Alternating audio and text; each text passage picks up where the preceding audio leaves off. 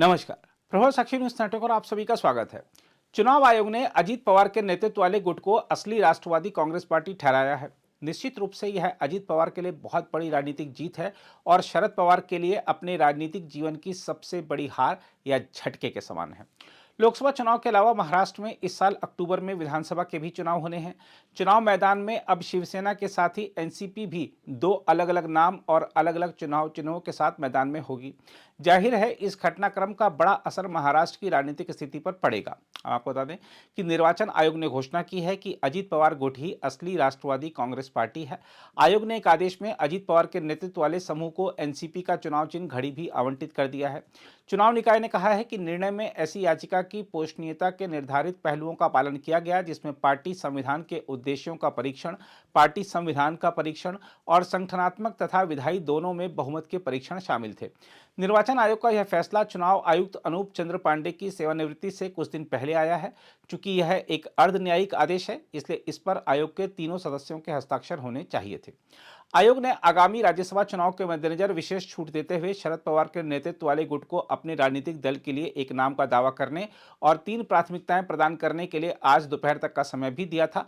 हालांकि शरद पवार ने आयोग से आग्रह करते हुए 3 दिन का समय मांगा है। आपको बता दें कि चुनाव निकाय ने 140 पेज के आदेश में कहा है कि इस आयोग का मानना है कि अजीत पवार के नेतृत्व वाला राष्ट्रवादी कांग्रेस पार्टी ही असली पार्टी है और वह इसका नाम तथा चुनाव चिन्ह घड़ी का उपयोग करने के हकदार हैं।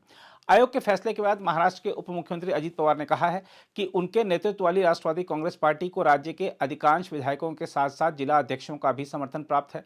निर्वाचन आयोग द्वारा उनके नेतृत्व वाले गुट को असली एनसीपी घोषित किए जाने और पार्टी का चिन्ह आवंटित करने के बाद संवाददाता सम्मेलन को संबोधित करते हुए अजीत पवार ने कहा, लोकतंत्र में बहुमत मायने रखता है। यही कारण है कि निर्वाचन आयोग ने हमें पार्टी का नाम और चिन्ह आवंटित किया है। उन्होंने कहा, 50 विधायक हमारे साथ हैं। साथ ही राज्य के अधिकांश जिला अध्यक्ष, पार्टी प्रकोष्ठों के प्रमुख भी हमारा समर्थन कर रहे हैं। अजीत पवार ने कहा कि वह निर्वाचन आयोग के फैसले को पूरी विनम्रता के साथ स्वीकार करते हैं। निर्वाचन आयोग के आदेश को उच्चतम न्यायालय में चुनौती देने के शरद पवार के नेतृत्व वाले एनसीपी के प्रतिद्वंदी गुट के दावे पर अजीत पवार ने कहा कि हर किसी को ऐसा करने का अधिकार है। जहां तक फैसले पर आई अन्य प्रतिक्रियाओं की बात है तो आपको बता दें कि महाराष्ट्र के मुख्यमंत्री एकनाथ शिंदे ने कहा है कि आयोग का फैसला तथ्यों और बहुमत पर आधारित है। हालांकि शरद पवार गुट ने निर्वाचन आयोग के फैसले को लोकतंत्र की हत्या करार दिया है। इस गुट के नेता अनिल देशमुख ने कहा, यह लोकतंत्र की हत्या है, जो हुआ वह दुर्भाग्यपूर्ण है। इसके साथ ही शरद पवार गुट की नेता सुप्रिया सुले ने कहा, हम स्पष्ट रूप से 2 काम कर रहे हैं। सबसे पहले हम उच्चतम न्यायालय जा रहे हैं। दूसरा, निर्वाचन आयोग ने हमें 3 नाम और 3 चुनाव चिन्ह देने का विकल्प दिया है, तो हम निश्चित रूप से ऐसा करेंगे। सांसद सुप्रिया सुले ने आयोग के फैसले को अदृश्य ताकत की जीत और महाराष्ट्र व मराठी लोगों के खिलाफ एक साजिश भी करार दिया। एनसीपी के संस्थापक शरद पवार की बेटी सुप्रिया सुले ने नई दिल्ली में संवाददाताओं से कहा, ईसीआई का फैसला अदृश्य ताकत की जीत है। यह महाराष्ट्र और मराठी लोगों के खिलाफ एक बड़ी साजिश है। हालांकि मैं इस फैसले से बिल्कुल भी आश्चर्यचकित नहीं हूं।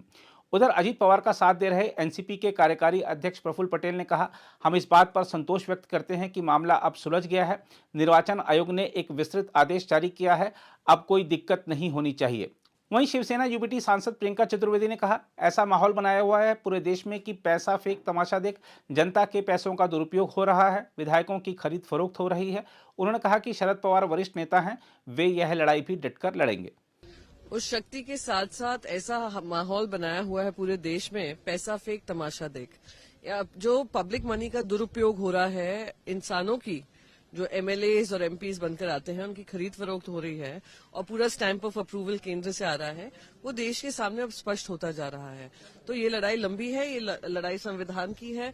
हम संवैधानिक तौर तरीके से शिवसेना लड़ रही है और अब एनसीपी के साथ भी जो किया है, एनसीपी भी, मुझे पूरी उम्मीद है, शरद पवार साहब काफी एक्सपीरियंस्ड सीनियर लीडर रहे हैं, उन्होंने काफी किरदार निभाए हैं, काफी रोल जिम्मेदारी से निभाए हैं, वो ये लड़ाई भी डट के लड़ेंगे। इस बीच अजीत पवार गुट ने उच्चतम न्यायालय में बुधवार को कैविएट दायर की और निर्वाचन आयोग द्वारा उसे असली राष्ट्रवादी कांग्रेस पार्टी घोषित करने के आदेश को शरद पवार गुट की ओर से चुनौती दिए जाने की स्थिति में उसका पक्ष भी सुने जाने का अनुरोध किया।